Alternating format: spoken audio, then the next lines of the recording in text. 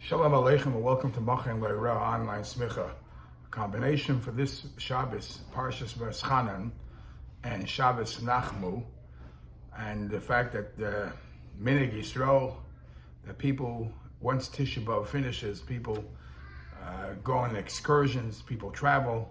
So perhaps this is a good time to combine the two and speak about a halacha that's relevant to both. So the question is asked, Moshe Rabbeinu davens minyan tefillas minyan ve'etchanun for the same amount of numbers, the numerical value of the word ve'etchanun. That's how many tefillas Moshe Rabbeinu pleaded and begged by the Eibishter to let him in.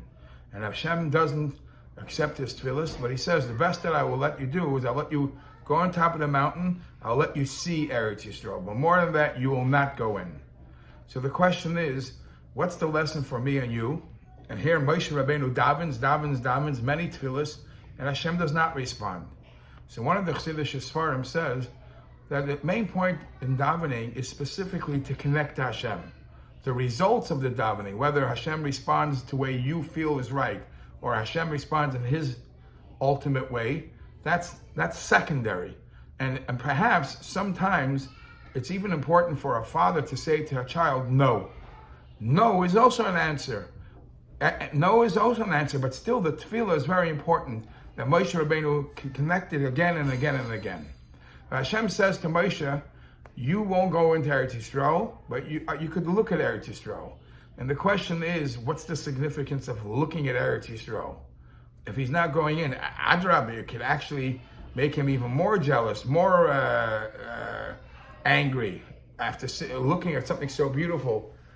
So there are different explanations. One explanation is that the Eibishter wanted him to see it, so he should be able to see what the Jews are getting, what Moshe Rabbeinu's children are getting, and he'll actually be proud and he'll bless it. And he wanted to get the bracha of the tzaddik, so he wanted Moshe Rabbeinu to see it.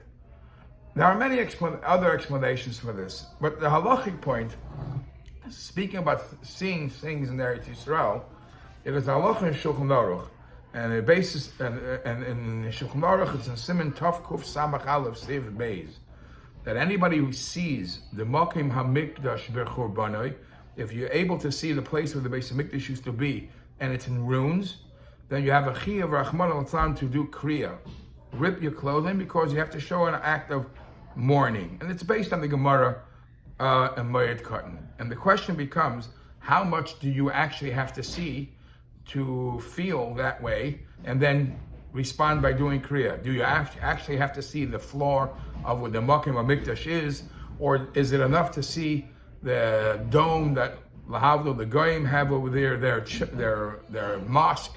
Is that enough that creates enough mourning for it? And the truth is, the halacha states that even more than that. Halacha says not only when you see the Makim HaMikdash, if you see places in Yerushalayim that are not as it used to be, you have to do Kriya and say a special prayer. Now that became a controversy because once Israel captured the land and it became more of a Jewish controlled city, so there is a classical debate between the Rabbanim. The Zionistic rabbis felt that now you can't call Yerushalayim in ruins and Churban, and therefore you don't have to do Kriya for Yerushalayim. But yes, for the Makom HaMikdash, we can't say we have that.